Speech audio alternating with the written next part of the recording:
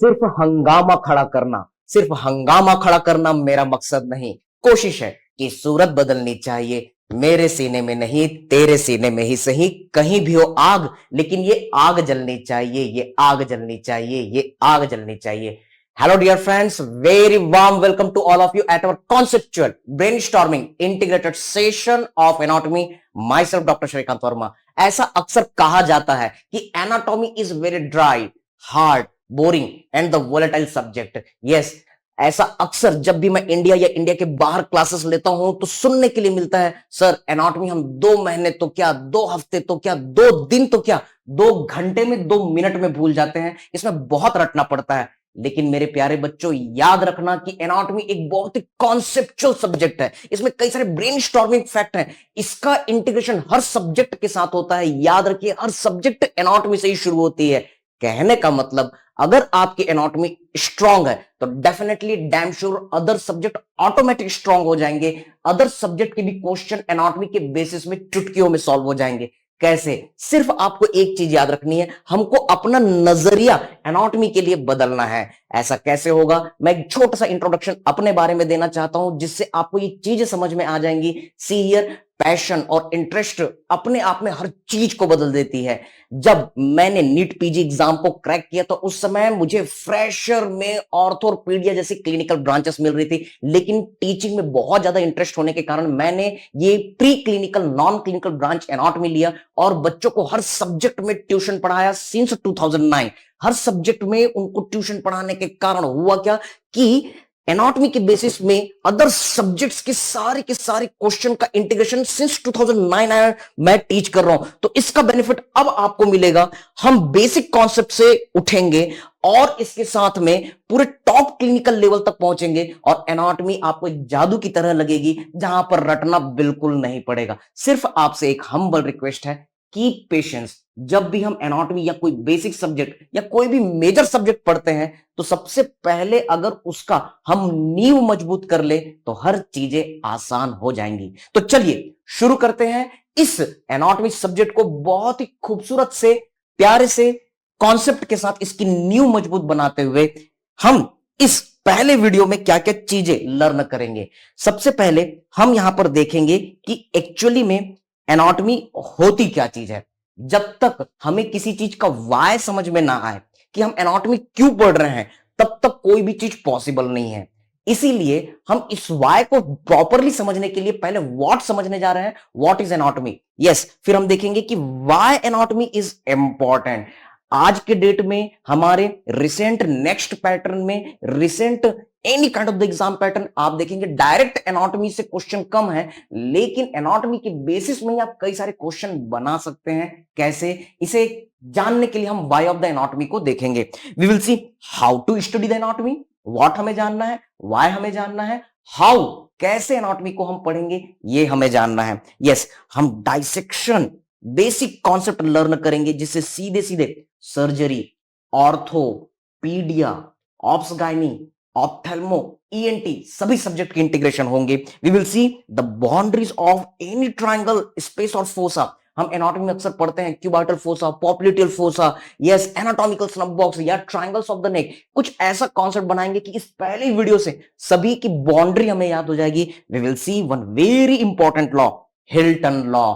3 times हमको Hilton पढ़ने पड़ते हैं। Hilton law, Hilton incision and white line of Hilton. हम यहां पर हिल्टन लॉ देखेंगे और फिर हम कुछ एमसीक्यूज भी सॉल्व करेंगे। तो चलिए इस प्यारे से सफर की शुरुआत करते हैं कुछ नए नजरिए के साथ। सबसे पहले ये एनाटॉमी क्या होता है। फर्स्ट एमबीबीएस में हम डाइसेक्शन हॉल में डाइसेक्शन किया करते थे। Getting the point? याद रखिए कि कोर एनाटॉमी यहीं से शुरू होती है, कैडेवर से शुरू होती है। समझने की कोशिश कीजिए, मैं जो चीजें बोल रहा हूं वो बुक्स में नहीं मिलेंगी, लेकिन सिंपल कॉन्सेप्ट आपका क्रिएट होगा, आप भूल के भी नहीं बोल पाएंगे। Yes, catch this point. Sir, anatomy word has been created by the 2 letters. कौन कौन से? Ana plus tomy. संधि विच्छेद, एना प्लस टॉमी। एना का मतलब क्या होता है? Sir, ana means to see, ana means to see, tomy means yes cutting.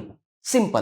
कहने का मतलब we have to cut yes, काटो and we have to observe, काटो एंड देखो, गेटिंग द पॉइंट। तो ये तो सिंपल वर्ड है कि आपको एनाटॉमी में क्या करना है, आपको कट करना है और आपको देखना है, आपको ऑब्जर्व करना है। यस, इस चीज को मेडिकल टर्म में एक वर्ड दिया गया है, ग्रीक लैटिन लैंग्वेज में एक वर्ड दिया गया है, dissection. You have to cut and you have to observe. आपको सिर्फ कटिंग नहीं करनी है, आपको ऑब्जर्व भी करना है। रिमेंबर, यहां पर आपको एक वर्ड यूज करना है, observation. Anatomy is the subject of the observation. यहां तक क्लियर बेटा सबको? Fine. Now what we have to cut, what we have to observe. हम एकदम बेसिक से स्टार्ट कर रहे हैं ताकि फर्स्ट एमबीबीएस का भी आपका कॉन्सेप्ट क्लियर हो सके। We can cut the plant, we can cut the animal, we can cut the human body also. समझने की कोशिश कीजिए। यस, अगर हम प्लांट को कट करते हैं तो ये प्लांट कटिंग कुछ और सब्जेक्ट नहीं, ये बॉटनी हो जाती है। Sir, now the story and with the botany. एकदम बेसिक से स्टार्ट कर रहा हूं, आप ऐसा इमेजिन कीजिए जस्ट आप 12th स्टैंडर्ड क्रॉस करके फर्स्ट एमबीबीएस में आए हैं। यस, एनिमल की अगर बात करते हैं सर तो ये जूलॉजी हो जाती है। हम जूलॉजी के स्टूडेंट नहीं है। यस, हम ह्यूमन बॉडी को कट करने जा रहे हैं, ह्यूमन बॉडी को डाइसेक्ट करने जा रहे हैं। इसलिए याद रखेंगे कि ये एनाटॉमी तो है ये, लेकिन प्लांट एनाटॉमी नहीं है, ये एनिमल एनाटॉमी नहीं है, ये ह्यूमन बॉडी एनाटॉमी है, जिसको हम ह्यूमन सिंपली क्या कह रहे हैं बेटा? Yes, we are saying the simply the human anatomy. पहली चीज, हम सभी ह्यूमन बॉडी को कट कर रहे हैं, ह्यूमन बॉडी को ऑब्जर्व कर रहे हैं। This is the human anatomy. चाहे आप बीडी चौरसिया सर की बुक लें, चाहे विश्राम सिंह सर की बुक लें, कोई भी आप बुक लेंगे तो आपको फ्रंट में मिलेगा yes human anatomy, Gray's anatomy, yes human anatomy. You will see the any kind of the anatomy text book, you will see the human anatomy word. ये पहली चीज क्लियर होनी चाहिए कि हम ह्यूमन बॉडी को कट करेंगे और उसको ऑब्जर्व करेंगे। अब कहने की बात कि ये जो ह्यूमन बॉडी कट करेंगे तो क्या हम मुन्ना भाई एमबीबीएस में सर्किट की तरह हाउ लॉन्ग वो चाइनीज आदमी को कट करेंगे? ऐसा नहीं है। हम क्या करेंगे, हम dead, preserved as well as permitted dead body को ही कट करेंगे। हम हर किसी बॉडी को कट नहीं कर सकते। We can only cut the dead body which is permitted by the self person, yes, body donation, family person as well as government police officer। तो इसलिए एनओसी की जरूरत पड़ती है जब भी आप किसी कैडेवर को अपने अंडर में लेते हैं। और साथ में preserved, remember this important point, we are doing the embalming. एक बहुत इंपॉर्टेंट पॉइंट मैं आपको बता रहा हूं, आप ये सभी चीजें फर्स्ट एमबीबीएस में सुन चुके हैं। इम्बाल्मिंग प्रोसेस में हम मेनली फॉर्मेलिन का सॉल्यूशन यूज करते हैं, फॉर्मेलिन के टैंक यूज करते हैं जिसमें डेड बॉडी को प्रिजर्व रखते हैं। पुराने जमाने में मिस्र की सभ्यता के टाइम में डेड बॉडी को मम्मी के फॉर्म में प्रॉपरली प्रोटेक्ट किया जाता था, कंजर्व किया जाता था। आज वो टेक्निक नहीं है, लेकिन वैसा ही एक बहुत बढ़िया टेक्निक है जिससे आप लंबे समय तक प्रिजर्व कर सकते हैं। That is our embalming process. So remember this point, ये आपको पैथोलॉजी में भी काम आएगा। Yes, which solution is used? Sir, formalin solution is used. अब इस डेड बॉडी को हम कह रहे हैं cadaver. What I want to tell you, remember बेटा, हमारे कई सारे बच्चे जो हैं वो फर्स्ट एमबीबीएस को भी बिलोंग करेंगे, इसलिए मैं आपको एक चीज कहना चाहता हूं, आप सभी इंटर्न, पोस्ट इंटर्न, आप सभी पीजी प्रिपरेशन करने वाले बच्चों को कहना चाहूंगा, cadaver is god, cadaver is first teacher for all of us, so do proper respect. आप ये चीज जानते हैं, eye donation, kidney donation, liver donation, spleen donation, okay sir, ये सारे बहुत बड़े डोनेशन है, लेकिन यहां पर किसी आदमी ने पूरी बॉडी डोनेट की है और उसे लर्न करके सैकड़ों बच्चे, हजारों बच्चे, फिर उसकी बोन्स को प्रिजर्व की जाती है, लाखों बच्चे उनको पढ़ते हुए कई सारी चीजें सीख रहे हैं और अपने मेडिकल नॉलेज को बढ़ा करके ह्यूमन सोसाइटी को सर्व कर रहे हैं। इसलिए बेटा एक चीज याद रखना, cadaver is God for all of us and it is the first teacher. Yes, याद रखेंगे बेटा कि इसी तरीके से जब आप क्लिनिकल पोस्टिंग स्टार्ट करते हैं तो patient is God for all of अस, इसलिए हमको उनकी प्रॉपर रिस्पेक्ट करनी है। नाउ कैच दिस पॉइंट, अगर मान लो हम कैडेवर की कटिंग करते हैं तो हमको क्या क्या चीजें नजर आती है। बेसिक कॉन्सेप्ट शुरू हो रहा है, मैंने सिर्फ एक चीज कही है, प्लीज कीप पेशेंस, इससे पूरी एनाटॉमी आपकी स्ट्रांग हो जाएगी। लेकिन अगर ये पहला वीडियो हमारा कमजोर हुआ, यहाँ का नॉलेज कमजोर हुआ, तो पूरी एनाटॉमी वीक जाएगी। What I want to tell you, जैसे ही आप कैडेवर का डाइसेक्शन करते हैं, यस कटिंग करते हैं, तो आपको क्या क्या चीजें मिलेंगी बिल्कुल नहीं रटना है। अपने बॉडी में देखिए, सर सबसे ऊपर में क्या नजर आ रहा है, चमड़ी नजर आ रही है। So first layer always will be skin, skin के ठीक नीचे फैट और कनेक्टिव टिश्यू का लेयर मिलेगा जिसको हम फेशिया कहते हैं। ऊपर वाला लेयर ढीला ढाला होता है, फैट ज्यादा होता है, इसे हम सुपरफिशियल फेशिया कहते हैं। इसके नीचे वाला जो लेयर होता है उसमें फैट बहुत कम होता है लेकिन कोलेजन ज्यादा होता है, स्ट्रांग होता है, अंदर होता है, इसलिए डीप कहते हैं, फेशिया कहते हैं। और जब इस डीप फेशिया की कटिंग करते हैं तब आपको नजर आता है यस मसल, और फिर मसल्स के अंदर सबसे अंदर में आपको नजर आएंगे बोन। क्यों मैंने आपको बताया, सर ऊपर की जो चीजें हैं, skin, superficial fascia, deep fascia, ये ऊपर है, तो कोई भी ट्रायंगल हम पढ़ेंगे, कोई भी फोसा पढ़ेंगे, हमेशा रूफ किससे बना हुआ आपको नजर आएगा, sir skin, superficial fascia, deep fascia. So easy, yes. Boundary किससे बनी हुई नजर आएगी, सर मसल जो है वो किसी भी स्पेस की बाउंड्री बनाएगी। और इसी तरीके से आप देखेंगे कि फ्लोर, जमीन किससे बने रहेगी, तो आप देखेंगे कि मसल और बोन ये दोनों के दोनों फ्लोर बनाने में मदद करेंगे। एक डायग्राम से हम इसको समझने की कोशिश करेंगे। याद रखेंगे कि muscle, I will teach you, muscle का नॉन कॉन्टेक्टाइल पार्ट ही टेंडोन कहलाता है, इसलिए टेंडोन जो होता है वो बाउंड्री और फ्लोर बनाने में भी मदद करता है।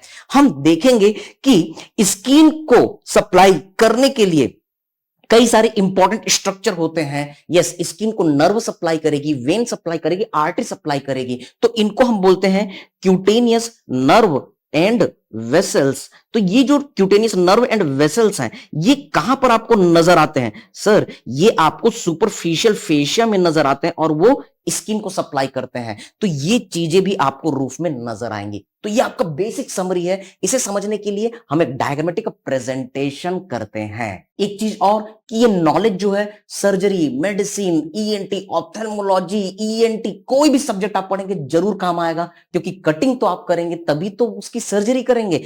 फोरेंसिक के साथ इंटीग्रेट करते हैं, yes, forensic medicine and toxicology, conceptual brainstorming integration. इसी डाइसेक्शन के लिए एक वर्ड यूज किया जाता है, दैट इज ऑटोप्सी। ओके, ये ऑटोप्सी का मतलब क्या है, नाम को तोड़ो, ऑटो प्लस सी, खुद को देखना, खुद को देखना, इसे ही हम ऑटोप्सी वर्ड कह रहे हैं। तो ये फोरेंसिक के साथ इंटीग्रेशन है और ये सारी चीजें जो है हमारे surgery, medicine, ophtha, ENT, obs gynae, ortho, सारे सब्जेक्ट के साथ कॉन्सेप्चुअल ब्रेनस्टॉर्मिंग इंटीग्रेशन के लिए यूज होगा। तो आप रेडी हैं? सिंपल सा डायग्रामेटिक प्रेजेंटेशन हम करते हैं। Suppose in our surgery department और our ortho, ENT, ophthalmo, yes, our obs gynae, any subject, we are going to cut the body. तो कौन कौन से लेयर मिलेंगे, हर जगह ये काम आने वाले हैं, बहुत ही ध्यान लगा के इनको सुनना। See here this example, suppose we are doing the transverse section of the arm. हमने आर्म को कट किया, कैसा नजर आएगा, सर ये गोल नजर आएगा। यस, आउटर मोस्ट लेयर कौन सी होगी, सर डेफिनेटली दिख रहा है, रटने की बिल्कुल जरूरत नहीं है, sir that is our skin. So one diagrammatic presentation for all of you, outer most layer is your skin. Suppose this is diagrammatic presentation of the our transfer section of the arm. सबसे बाहर वाला layer क्या नजर आ रहा है, sir skin, और skin के ठीक नीचे आपको फैट का एक लेयर मिल रहा है, this is our superficial fascia. Yes sir, it is our superficial fascia. So this is our diagrammatic presentation. इस सुपरफिशियल फेशिया में क्यूटेनियस नर्व एंड वेसल्स होते हैं। अब इसके नीचे आपको कोलेजन का एक लेयर मिलेगा जिसको हम कह रहे हैं डीप फेशिया। क्या ये तीन लाइनें बनती है, तीन सर्कल बनते हैं, exactly this is our deep fascia. Labelling for all of you, हमारे बॉडी में कहीं पर भी आप कटिंग करेंगे तो सबसे पहला लेयर स्किन, याद करते चलो मेरे साथ, चैंटिंग करते चलो, yes this is our superficial fascia which is having the cutaneous nerve and vessels, agree. और फिर तीसरा लेयर जो है वो आपको डीप फेशिया का नजर आ रहा है। You will be able to see, अंदर में आपको बोन नजर आ रहा है, okay sir, and bone is giving attachment, bone is giving attachment to the muscles, तो इससे मसल बन रहे हैं। यस, याद रखेंगे कि हमारे कलर कोडिंग की बहुत जरूरत होती है। Anatomy is the diagram, diagram is the anatomy, yes better to say anatomy is the dissection, dissection is the anatomy. लेकिन आप डाइसेक्शन हर जगह नहीं कर सकते, तो उसको रिप्रेजेंट करने के लिए हम डायग्राम कर रहे हैं। तो एक फेमस डायलॉग हमारा जरूर याद रखेंगे, anatomy is the diagram, diagram is the anatomy. और जब आप डायग्राम बना रहे हैं तो कलर कोडिंग बहुत इंपॉर्टेंट है। Muscles, yes you are showing the muscle with the brown colour. जब एग्जाम में कोई भी इमेज आ रहा है या कैडेवरिक इमेज आ रहा है, ब्राउनिश कलर कोई चीज दिख रही, तो डेफिनेटली वो मसल को रिप्रेजेंट कर रही है। Now see here, this deep fascia is sending the partition which is attach to the bone, agree. तो चाहे आर्म हो या कोई भी पार्ट, वो एक सिंगल कंपार्टमेंट नहीं होता, उसमें कई सारे छोटे छोटे कैविटीज कंपार्टमेंट में डिवाइड होता है, ताकि हर मसल, हर स्ट्रक्चर प्रॉपरली काम कर सके। What I want to tell you sir, this is the our fourth layer muscle, और फिर हमने सबसे अंदर में ड्रॉ किया हुआ है बोन। ये सबको समझ में आ रहा है? याद रखेंगे कि मसल का जो नॉन कॉन्ट्रेक्टाइल पार्ट होता है वही हमारा टेंडोन कहलाता है। Muscle is the contractile part, yes sir, लेकिन इसका जो non contractile tail like part है, कॉर्ड लाइक पार्ट है, वो टेंडोन कहलाता है। Now catch this point, this particular structure is dividing the arm into the front compartment and the back compartment, yes. तो इसने मसल को डिवाइड किया, muscle को डिवाइड किया, इसलिए इसे हम क्या कहेंगे, दिस इज अवर इंटर, क्योंकि ये बीच में है। किसके बीच में है? मसल के, इसलिए हम कहेंगे मस्कुलर। और ये पार्टीशन है, इसलिए इसे हम कहेंगे सेप्टा। तो इस वर्ड को याद रखेंगे। दो कंट्री के बीच में मैच है, दो कंट्री के बीच में मैच है, इसलिए आप बोलेंगे inter national match, cricket match between the India and Australia, yes international match. इसी तरीके से ये पार्टीशन है जो दो मसल कंपार्टमेंट के बीच में, इसलिए इंटरमस्कुलर सेप्टा। छोटी सी बात याद रखेंगे, नाम को तोड़ो और सोचो, आपका मेडिसिन, सर्जरी, हर सब्जेक्ट स्ट्रांग हो जाएगा अगर एनाटॉमी के इस बेसिक रूल को हम फॉलो करते हैं।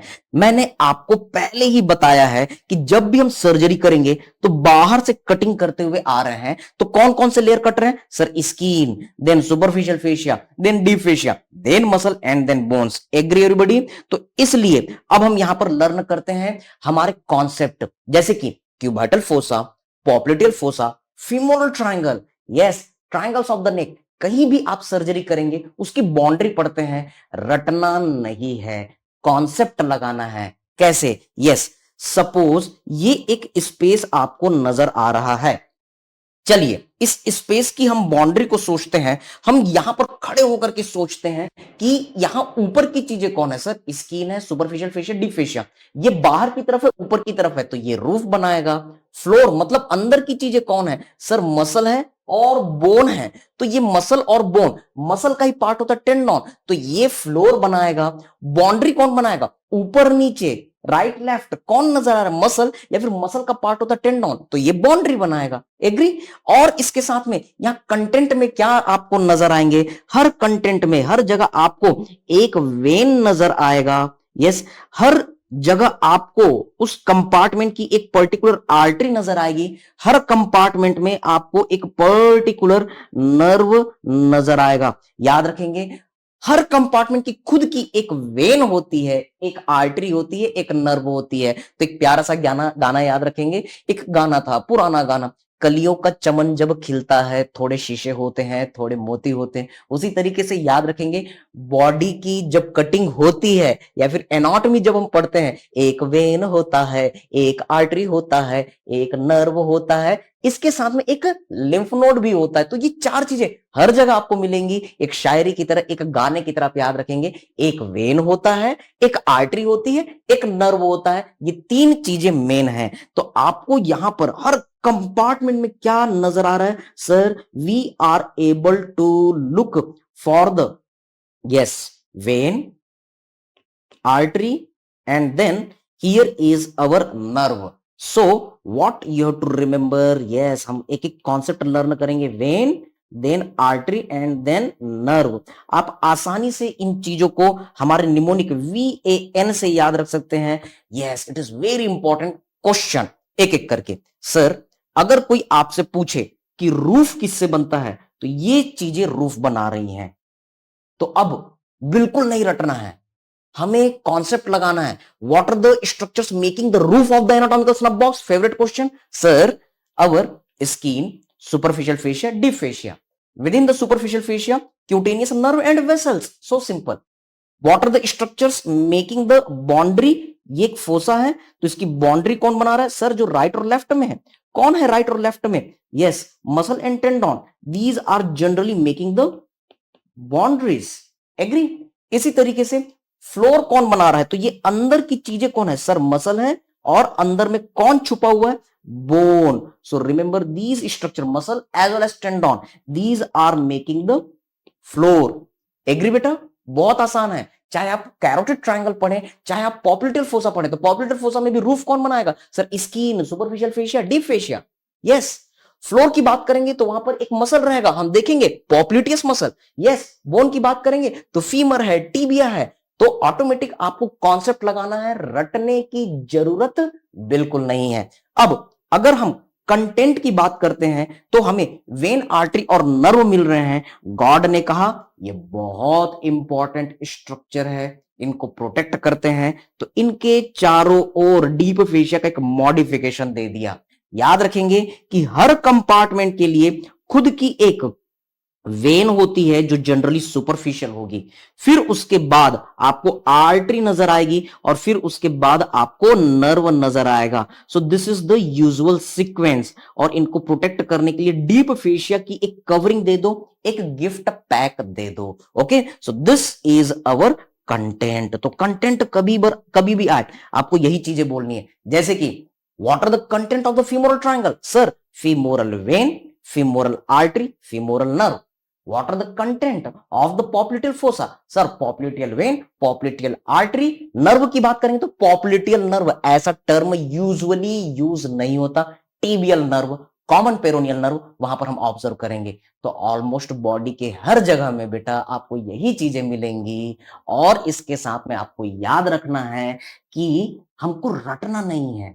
और एक फेमस डायलॉग हमेशा याद रखेंगे, मेरे बच्चों मैंने कहा था ना 18 सब्जेक्ट पढ़ने से पहले एनाटॉमी पढ़ा जाता है। अगर आपका एनाटॉमी स्ट्रांग है तो ऑटोमेटिक हर subject, orthopaedia, obs gynae, medicine, surgery, even the community medicine, PSM, patho, pharma, हर चीज को किसी ना किसी तरीके से हम लिंक करेंगे और ये चीजें ऑटोमेटिक याद हो जाएगी। जब आप फीमोरल ट्रायंगल, इंग्वानल कैनाल, आप फीमोरल हर्निया की सर्जरी कर रहे हैं, एबडोमिनल सर्जरी कर रहे हैं, तो यही चीजें मिलेंगी।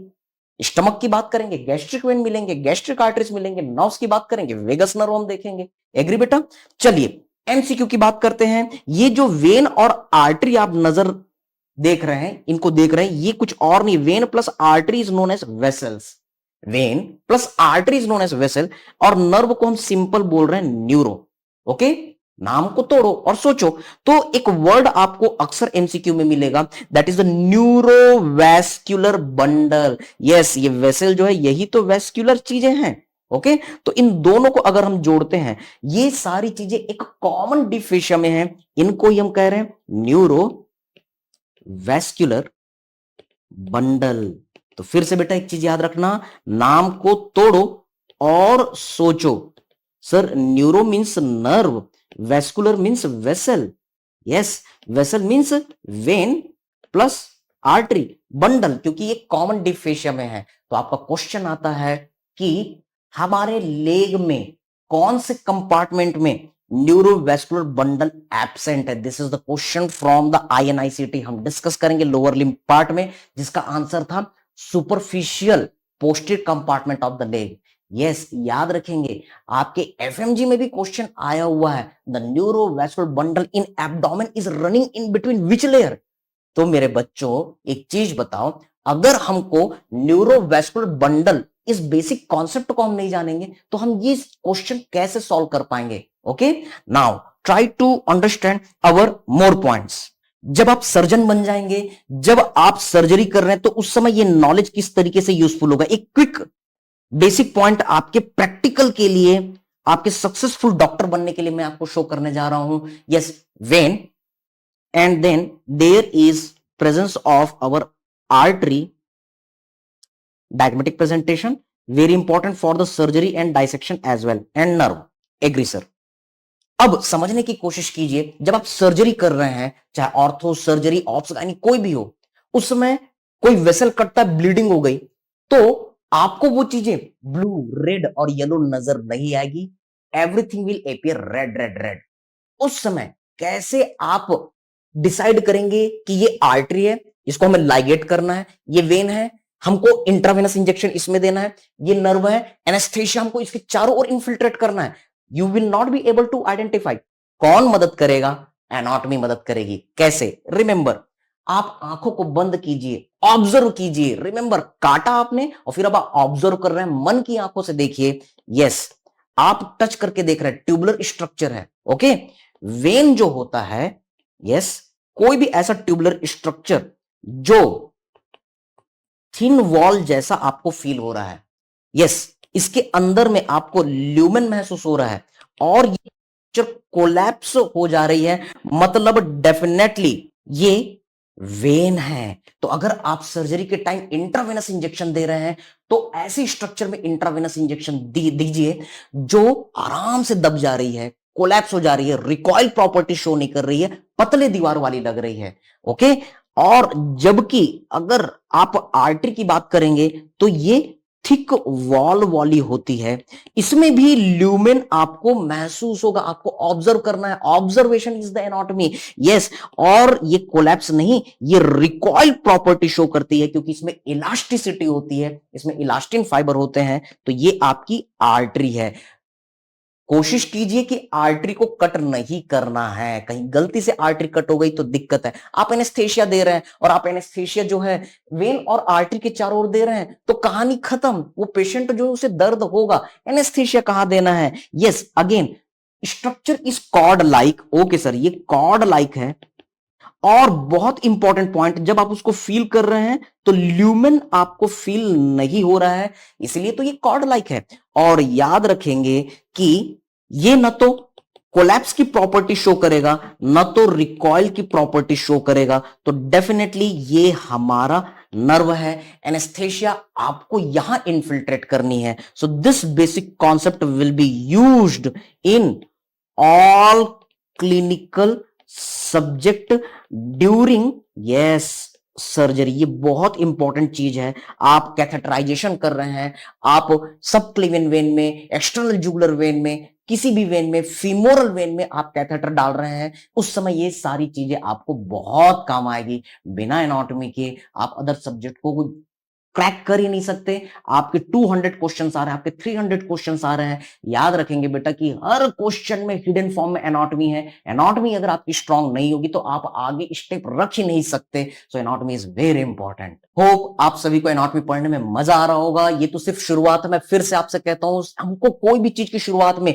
बेबी स्टेप लेने पड़ते हैं, धीरे धीरे चलना पड़ता है, तब हम आगे चल करके तेजी से दौड़ सकते हैं और हम गिरते भी नहीं है। तो इसी तरीके से याद रखिए, हम डिस्कस कर चुके हैं why anatomy is important. Sir, anatomy is important for the integration in between the different subject. इसी के कारण आप हर सब्जेक्ट को एक दूसरे से लिंक कर सकते हैं। Remember, for the proper coordination and the balance as well as integration among all the different subject. कहने का मतलब असली सेरिबेलम हमारा प्लानिंग मैनेजमेंट कौन संभाल रहा है? एनाटॉमी संभाल रहा है। Yes, how to study the anatomy, आप याद रखेंगे, आपको अगर एनाटॉमी को पढ़ना है तो आपको क्रिएटिव होना पड़ेगा, आपको अपना नजरिया बदलना पड़ेगा। हम कुछ इस तरीके से पढ़ेंगे कि ये सब्जेक्ट बहुत ही ज्यादा इंटरेस्टिंग हो जाए। यस, हम कई सारे ट्रिक्स, निमोनिक्स, फ्लो चार्ट तो बनाएंगे। फर्स्ट चीज होगी हमारी कॉन्सेप्ट, क्योंकि कॉन्सेप्ट स्ट्रांग है, हमारा थ्योरी पोर्शन स्ट्रांग है,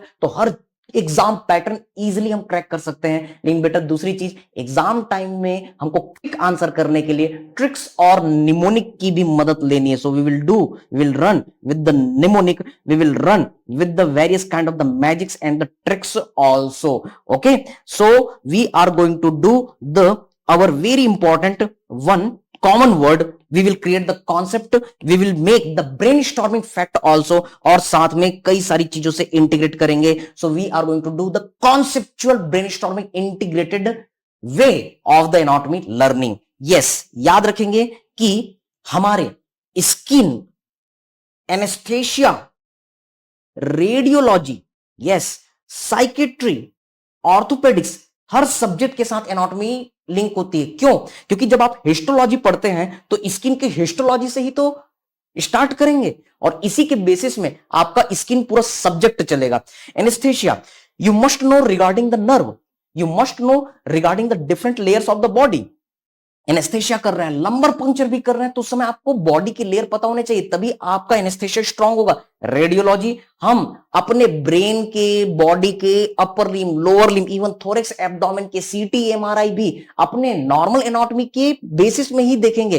रेडियोलॉजी कुछ नहीं है, shadow of the anatomy is the radiology. Okay, आप एक्सरे, सीटी, एमआरआई में क्या कर रहे हैं? बॉडी स्ट्रक्चर का शैडो ले रहे हैं, और ये बॉडी स्ट्रक्चर ही तो एनाटॉमी है। बॉडी का फंक्शन फिजियोलॉजी, लेकिन body structure, structure means anatomy, जिसको आप ऑब्जर्व करते हैं रेडियोलॉजी में। तो अगर एनाटॉमी स्ट्रांग होगा तो रेडियोलॉजी ऑटोमेटिक आपको समझ में आएगा। साइकेट्री ब्रेन के ऊपर डिपेंड करती है, ब्रेन डिसऑर्डर तभी आपको प्रॉपर समझ में आएंगे जब ब्रेन का आपको स्ट्रक्चर क्लियर होगा, इसके अलग अलग पार्ट क्लियर होंगे। और orthopaedics, specially the upper limb, lower limb, bone fracture, the cranial, the foot surgery, everything is starting from the osteology. Bone का फ्रैक्चर हो गया तो बोन मतलब एनाटॉमी का तो नॉलेज होना ही चाहिए डेफिनेटली। हैरिसन, आपका जो मेडिसिन है वो तब तक सॉल्व नहीं होगा, चाहे वो गैस्ट्रो के पार्ट करो, चाहे वो कार्डियोवैस्कुलर सिस्टम करो, चाहे नेफ्रो की बात करो, जब तक आपकी एनाटॉमी स्ट्रांग नहीं है। हम सर्जरी लव एंड बेले के साथ इंटीग्रेट करेंगे। याद रखिए, सर्जरी में भी सबसे पहला पार्ट जो होता है सर्जिकल एनाटॉमी होती है।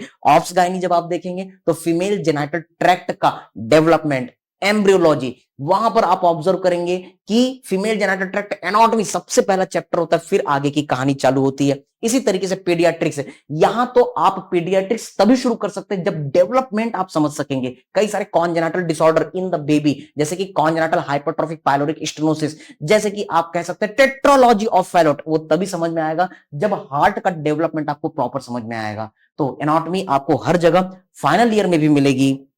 इसी तरीके से थर्ड प्रॉफ में जब ईयर, नोज, थ्रोट आप पढ़ते हैं तो डेफिनेटली वहां पर सबसे पहले आपको ईयर की एनाटॉमी, नोज की एनाटॉमी, लैरिंग्स, फेरिंग्स, ईसोफेगस, इन सभी चीजों की एनाटॉमी लर्न करनी पड़ती, तभी आप उनकी डिसीजेस को समझ पाते हैं। ऑर्बिट और आई बॉल की एनाटॉमी जब तक आप लर्न नहीं कर पाएंगे, ऑप्थेल्मोलॉजी आगे नहीं खसकेगी। So we must learn the anatomy part. Yes, हम बहुत ही मजेदार तरीके से, कॉन्सेप्चुअल तरीके से पीएसएम को भी एनाटॉमी के साथ इंटीग्रेट करेंगे। वैक्सीनेशन कई सारी चीजें होती है, क्यों आप वास्टस लैटरलिस में इंजेक्शन दे रहे हैं, क्यों आप ग्लूटियस मीडियस मिनिमस में इंजेक्शन दे रहे हैं, वैक्सीनेशन कर रहे हैं। ये कई सारी बीमारियां, चाहे वेक्टर बॉर्न डिसीज हो, चाहे आप communicable disease, non communicable disease की बात करेंगे, तो वो भी एनाटॉमी के बेसिक प्लेटफॉर्म पर ही डिपेंड करेगी। इसी तरीके से फोरेंसिक मेडिसिन, टॉक्सिकोलॉजी, ये कुछ और नहीं है, ये है हमारा ऑटोप्सी। और ऑटोप्सी मैंने आपको पहले ही कहा हुआ है कि ऑटोप्सी कुछ और नहीं है, डाइसेक्शन का ही एक सिमिलर वर्ड है। तो फोरेंसिक मेडिसिन में हम कुछ और नहीं कर रहे हैं, dissection of the dead body, जिसको हमारा लीगल पार्ट जो है वो कह रहे हैं कि हाँ, इस डेड बॉडी को प्रॉपर लीगल तरीके से डाइसेक्ट करो और उसके बारे में रिपोर्टिंग करो।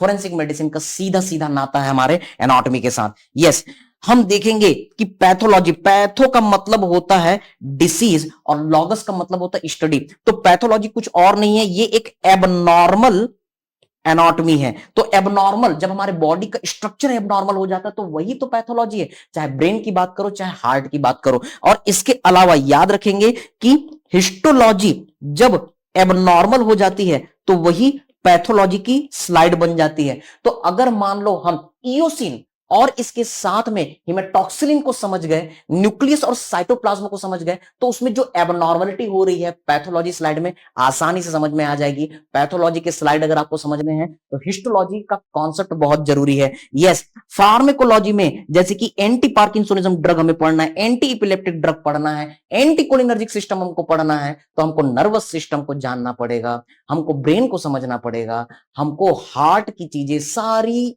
स्ट्रक्चरल चीजों को लर्न करना ही पड़ेगा। तो डेफिनेटली फार्मा का भी बहुत ही प्यारा सा इंटीग्रेशन है हमारे एनाटॉमी के साथ। माइक्रोबायोलॉजी, बैक्टीरिया, वायरस, फंगस, ये सारी चीजें किस तरीके से हमारे बॉडी के रेस्पिरेटरी ट्रैक्ट को, हमारे सीएनएस को, इन सारी चीजों को इन्वॉल्व कर रही है। तो इनडायरेक्टली माइक्रोबायोलॉजी, यस, आप देखेंगे हर्पिस सिंप्लेक्स वायरस का इंफेक्शन होता है, हर एग्जाम में इसके ऊपर क्वेश्चन आता है। Yes, there is a painful vesicular eruption along the dermatome. तो जब तक आप डर्माटोम को एनाटॉमी में लर्न नहीं करेंगे, आप हर्पिस सिंप्लेक्स वायरस के इंफेक्शन को डायग्नोज नहीं कर सकते। हुआ ना कि माइक्रोबायोलॉजी का प्यारा सा इंटीग्रेशन एनाटॉमी के साथ, यही नजरिया हमें चेंज करना है। यस, इवन डेफिनेटली जब आप स्ट्रक्चर को समझते हैं तो स्ट्रक्चर कुछ और नहीं है, एनाटॉमी है, जैसे हार्ट का स्ट्रक्चर। और फिर हार्ट फंक्शन कैसे करता है? यस, फंक्शन का मतलब होता है हमारा फिजियोलॉजी। तो ये हो गया फिजियोलॉजी। तो डेफिनेटली, और मैं आपको पहले भी बता दूं, बहुत पहले एनाटॉमी और फिजियोलॉजी दोनों डिपार्टमेंट एक हुआ करते थे, दोनों की बुक्स एक हुआ करती थी। मेडिकल साइंस डेवलप हुआ और ये दोनों सब्जेक्ट अलग हो गए। और इसी तरीके से मॉलिक्यूलर लेवल पर एनाटॉमी मतलब स्ट्रक्चर, सेल का फंक्शन मतलब फिजियोलॉजी, तो उसमें किस तरीके का मॉलिक्यूलर चेंज हो रहा है, कार्बोहाइड्रेट, हमारे लिपिड में, हमारे एमाइनो एसिड में, न्यूक्लिक एसिड लेवल पर क्या क्या चेंजेस हो रहे हैं, और उसमें जब एबनॉर्मलिटी हो रही है तो क्या डिसीज हो रही है, यही तो बायोकेमिस्ट्री है। तो ये सारी चीजें हमारे सेल से शुरू होती है, सेल भी हम हिस्टोलॉजी में लर्न करते हैं, तो ये भी आपका एनाटॉमी से इंटीग्रेट होता है। और इन सारी चीजों को हम किस तरीके से इंटीग्रेट करेंगे, याद रखिए, जिसका कॉन्सेप्ट स्ट्रांग है, यस, जिसका बेस स्ट्रांग है, वो हर टाइप के एग्जाम को क्रैक कर सकता है, चाहे वो यूएसएमएल हो, चाहे वो प्लैब हो, चाहे आईएनएसईटी, चाहे वो आपका नेक्स्ट एग्जाम हो, चाहे नीट पीजी एग्जाम हो। आपको अपना कॉन्सेप्ट स्ट्रांग रखना है। We will go with the very authentic books, 42nd edition of the Gray's anatomy, और सिंप्लिसिटी मेंटेन करने के लिए बीडी चौरसिया सर, विश्राम सिंह सर, एनाटॉमी की जितनी भी टेक्स्ट बुक है उन सारी चीजों को हम प्रॉपर फॉलो करते हुए एक्सट्रैक्ट हम आपके लिए रेडी करेंगे। याद रखेंगे, we are here for the concise, clinical, revisable and relevant study material. इतना ज्यादा भी नहीं करना है कि हम उन चीजों को पढ़ ही नहीं पाए, लेकिन जितनी इंपॉर्टेंट चीजें वो यहां पर आपको इस तरीके से मिल पाएंगे कि आप उसको रिवाइज कर पाएंगे, एग्जाम के पहले भी आप उसको आसानी से क्रैक कर पाएंगे। Yes, so I am going to tell you one another very important fact, that is the our Hilton's law. इसे किसने दिया था? यस, इसे जॉन हिल्टन ने 1960 में दिया था। इन्होंने क्या कहा था? ये एक सर्जन थे, ये एक एनाटॉमिस्ट थे। इन्होंने कहा कि कोई नर्व जो किसी मसल को सप्लाई कर रही है, वो स्किन को भी सप्लाई करेगी जो उस मसल के ऊपर है, और उस जॉइंट को भी सप्लाई करेगी जिसे वो मसल सप्लाई कर रही है। चलिए समझने की कोशिश करते हैं एक सिंपल सा concept. Suppose this is our, yes, India country, agree sir. Suppose this is our beautiful country, India. Okay? We all know कि गंगा नदी जो है वो नॉर्थ में बहती है, एग्री सर। कृष्णा, कावेरी, गोदावरी जो है वो साउथ में बहती है। सिंपल सा कॉन्सेप्ट है। क्या गंगा नदी तमिलनाडु को सप्लाई करेगी? नहीं। क्या कृष्णा, कावेरी, गोदावरी उत्तर प्रदेश को सप्लाई करेगी? नहीं। क्यों? सिंपल सा कॉन्सेप्ट, जो नदी जहां रहती है, जहां बहती है, उस एरिया को सप्लाई करती है। So Ganga will supply only the north side. So just one visual fact, एक बढ़िया सा डायग्राम हम बना रहे हैं आप सभी लोगों के लिए कि Ganga will supply the north side, while the Krishna, Kaveri, Godavari, it will supply our south portion only. Agree? तो इस तरीके से हमारा बहुत ही प्यारा सा देश इंडिया बनता है। ओके सर, मतलब जो नदी जहां रहती है, जहां बहती है, उस एरिया को सप्लाई करती है। In the similar way every compartment, हमने देखा एक पर्टिकुलर नर्व होती है। जैसे एंट्री कंपार्टमेंट में आपको नर्व मिलेगी मस्कुलो cutaneous nerve. Yes, anterior compartment में आपको मसल्स मिलेंगे बीबीसी, बाइसेप्स, ब्रेकियलिस, कोरेकोब्रेकियलिस। तो अगर मान लो एग्जाम में आया now supply the biceps, yes, बहुत यूजुअल क्वेश्चन, नीट 2016 पुराना क्वेश्चन आया हुआ, आजकल कैडेवरिक इमेजेस आते हैं। What is the now supply the coracobrachialis? Sir entry compartment है, यहां कौन सी नदी है? यहां तो मस्कुलोक्यूटेनियस है। तो जो नर्व जहां रहती है, जहां बहती है, वहां के सारे मसल को, सिर्फ मसल को नहीं, उसके ऊपर जो स्किन है उसको भी, और ये मसल्स जिस ज्वाइंट पर काम कर रहे हैं उस ज्वाइंट को भी ब्रांच देगी। यही हिल्टन लॉ है। What you have to remember? Yes, that the nerve of a particular compartment, it will supply all the muscles of that area, skin over that muscle, and the joint over which that muscle is acting। तो ये Hilton भाई साहब ने एक बढ़िया सा statement दिया। अब इसके बेसिस में इसका बेनिफिट क्या होगा? In our body total 639 muscles are there. और एक बहुत ही कॉमन क्वेश्चन आता है, the nerve supply of particular muscle is, या फिर कैडेवरिक इमेज आएंगे, this particular muscle is supplied by which nerve.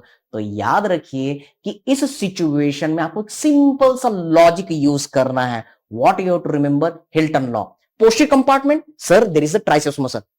पीछे कौन सी नर्व थी? Radial nerve. तो डेफिनेटली जो नदी जहां रहती है, जहां बहती है, वहां के सारे मसल को सप्लाई करती है। तो ट्राइसेप्स की nerve supply radial nerve. In our front of the forearm there is the median nerve, also the ulnar nerve. तो यहां पर जो भी मसल आएगी या तो मीडियन सप्लाई करेगी या फिर अल्नर नर्व सप्लाई करेगी। Posterior compartment, sir radial nerve. तो यहां पर जो भी मसल आएगी रेडियल नर्व। हम लोअर लिम्ब की बात करेंगे, anterior compartment, medial compartment, posterior compartment. Anterior compartment में फेमोरल नर्व, मीडियल कंपार्टमेंट में ऑब्चुरेटर नर्व, पोस्टीरियर कंपार्टमेंट में सियाटिक नर्व। तो यहां जो भी मसल आएगी आंख बंद कर देना और कह देना एंट्री कंपार्टमेंट की सारी muscle, femoral nerve, medial compartment की सारी muscles, obturator nerve, posterior compartment of the thigh सारी मसल किससे सप्लाई होगी? Sir sciatic nerve. एक बेसिक कॉन्सेप्ट मैंने आपको दिया, रटना नहीं है, कॉन्सेप्ट बनाना है। ये बहुत ही एक जादू की तरह आपको लगेगा और चीजें एक बार दिमाग में आ जाए तो फिर आपको दोबारा पढ़ने की जरूरत नहीं है, सिर्फ डिस्कस करना है, आपको किसी को पढ़ा देना है। बेटा एक चीज याद रखना, नॉलेज शेयर करने से बढ़ता है और सबसे ज्यादा बेनिफिट आपको होगा, क्योंकि आप पढ़ा रहे हो तो आपके हर पार्ट, बॉडी का हर पार्ट एक्टिव होता है, तो वो चीजें लॉन्ग टर्म मेमोरी में जाती हैं। Now look here, this focus area for the exam. Okay, so we are at the end of this video.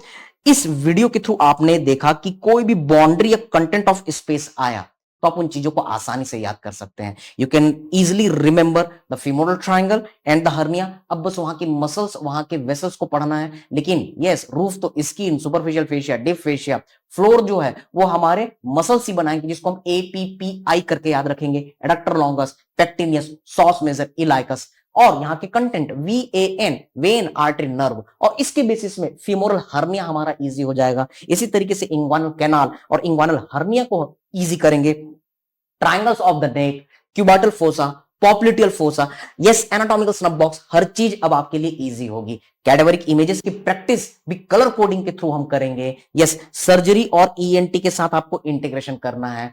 Ortho, पीडिया, ऑब्सगाइनी, जब भी कोई सब्जेक्ट पढ़ रहे हैं तो सोचना है कि यहां पर एनाटॉमी कहां पर हिडन है। ऑटोमेटिक एनाटॉमी की आपकी पढ़ाई हो जाती है और इनके बेसिस में अदर सब्जेक्ट स्ट्रांग हो जाते हैं। याद रखिए, सिर्फ नजरिया हमें बदलना है। Now look here, the revision capsule और द PYQ। यस, क्या आप बता सकते हैं roof is form by? Yes sir, always it is form by the skin, then superficial fascia and then deep fascia.